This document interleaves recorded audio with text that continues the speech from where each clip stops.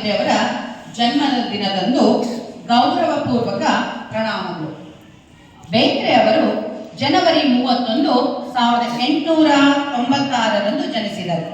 ತಂದೆ ರಾಮಚಂದ್ರ ಭಟ್ಟ, ತಾಯಿ ಅಂಬಿಕೆ, ಅಂಬವ್ವ ಅಂತಲೂ ಅವ್ರನ್ನ ಕರೀತಾ ಇದ್ರು. ಬೇಂದ್ರೆ ಅವರ ಕಾವ್ಯನಾಮ ಅಂಬಿಕಾ ತನಯ ದತ್ತ.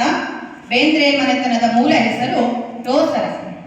ವೈದಿಕ ವೃತ್ತಿಯ ಕುಟುಂಬ. ಒಂದು ಕಾಲಕ್ಕೆ ಸ್ಟ್ಯಾನ್ಲಿ ಸಂಸ್ಥಾನಕ್ಕೆ ಸೇರಿದ ಗದಗ ಪಟ್ಟಣದ ಸಮೀಪದ ಶಿರಹಟ್ಟಿಯಲ್ಲಿ ಬಂದು ನೆಲೆಸಿದರು.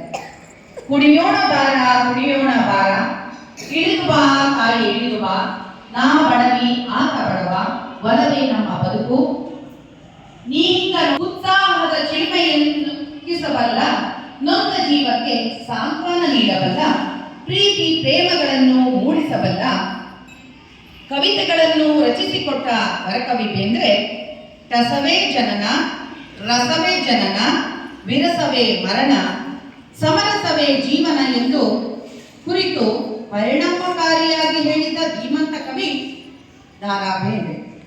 ಸಾಹಿತ್ಯ ರಚನೆ ಅವರ ಮೊದಲ ಒಲವು. ಕಾಲೇಜಿನಲ್ಲಿ ಓದುತ್ತಿದ್ದಾಗಲೇ ಕವಿತೆಗಳನ್ನು ಕಟ್ಟಿದರು. 1918ರಲ್ಲಿ ಅವರ ಮೊದಲ ಕವನ ಪ್ರಭಾತ ಎಂಬ ಪತ್ರಿಕೆಯಲ್ಲಿ ಪ್ರಕಟವಾಯಿತು.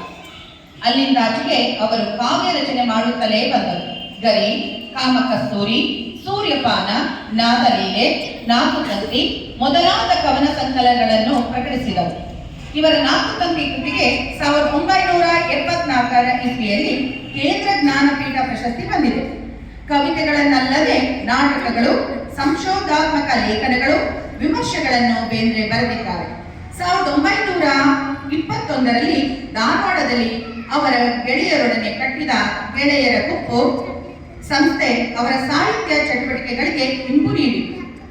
ಆಗಿನ್ನು ಸ್ವಾತಂತ್ರ್ಯ ಚಳುವಳಿ ಬಿಸಿ ಹೇರಿದ ಸಮಯ.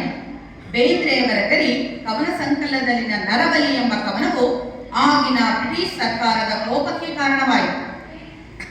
ದೇಶ ಪ್ರೇಮಿಗಳು, ದೇಶಭಕ್ತರೂ ಆಗಿದ್ದ ಬೇಂದ್ರೆ ತಾವು ಚಳುವಳಿಯಲ್ಲಿ ಭಾಗವಹಿಸಿ ಕೆಲಕಾಲ ಸೆರೆಮನವಾಸ ಅನುಭವಿಸಿದರು.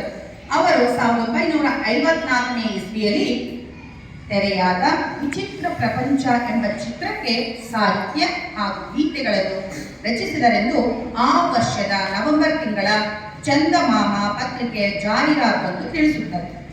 ಉತ್ತಮ ವಾಗ್ಮಿಗಳು ಆಗಿದ್ದ ಬೇಂದ್ರೆಯವರ ಉಪನ್ಯಾಸಗಳೆಂದರೆ ಜನರಿಗೆ ಹಿಗ್ಗು. ಅವರ ಮಾತೆಲ್ಲ ಕವಿತೆಗಳೋಪಾದಿಯಲ್ಲಿ ಹೊರಹೊಮ್ಮುತ್ತಿದ್ದವು. ಕನ್ನಡದಲ್ಲಿಯೇ ಅಲ್ಲದೆ ಮರಾಠಿ ಭಾಷೆಯಲ್ಲೂ ಬೇಂದ್ರೆ ಕೆಲವು ಕೃತಿಗಳನ್ನು ರಚಿಸಿದರು. ಆಧ್ಯಾತ್ಮ ವಿಷಯದಲ್ಲಿ ಅವರು ಒಲವು ಬೆಳೆಸಿಕೊಂಡಿದ್ದರು. ಅರವಿಂದರ ವಿಚಾರಗಳಲ್ಲಿ ಆಸಕ್ತಿ ತೋರಿದ ಅವರು ಅರವಿಂದರ ಕೃತಿಯನ್ನು ಇಂಗ್ಲಿಷಿನಿಂದ ಭಾಷಾಂತರ ಮಾಡಿಕೊಟ್ಟರು. ಜಾನಪದ ದಾಟಿಯ ಅವರು ಎಷ್ಟೋ ಕವಿತೆಗಳನ್ನು ಗಾಯಕರು ಸುಶ್ರಾವ್ಯವಾಗಿ ಹಾಡಿದ್ದಾರೆ. ಅವರ ಕವಿತೆಗಳ ನಾದ ಮಾಧುರ್ಯ ಅಪಾರ. ಇವರು ಬರೆದ ಪಾತರಗಿತ್ತಿ ಪಕ್ಕ, ನೋಡಿದ್ದೇನೆ ಅಕ್ಕ ಇಂದಿಗೂ ಚಿಣ್ಣರ ಅತ್ಯಂತ ಪ್ರೀತಿ ಪಾತ್ರ ಕವನವಾಗಿದೆ. ಗಣಿತದ ಲೆಕ್ಕಾಚಾರ ಮಾಡುತ್ತಾ ಬಾಳೆಹಣ್ಣಿನ ಕೊನೆಯಲ್ಲಿ, ಹಲಸಿನ ಹಣ್ಣಿನ ಮುಳ್ಳುಗಳಲ್ಲಿ, ಜೇನುಗೂಡಿನಲ್ಲಿ, ನಿಮ್ಮ ಕಿರುಬೆರಳಿನ ಅಂಚಿನಲ್ಲಿ, ಚಿಕ್ಕದಾಗಿರುವ ಹೂಗಳಲ್ಲಿ ಎಲ್ಲೆಲ್ಲೂ ಲೆಕ್ಕಾಚಾರವಿದೆ ಅನ್ನುತ್ತಾ ಕೊನೆಗೂ ದಾರಾ ಬೇಂದ್ರೆಯವರ ಗಣಿತದ ಲೆಕ್ಕಾಚಾರದಲ್ಲಿಯೇ ಮುಳುಗಿದ್ದರು. ಇವರನ್ನು ಕನ್ನಡ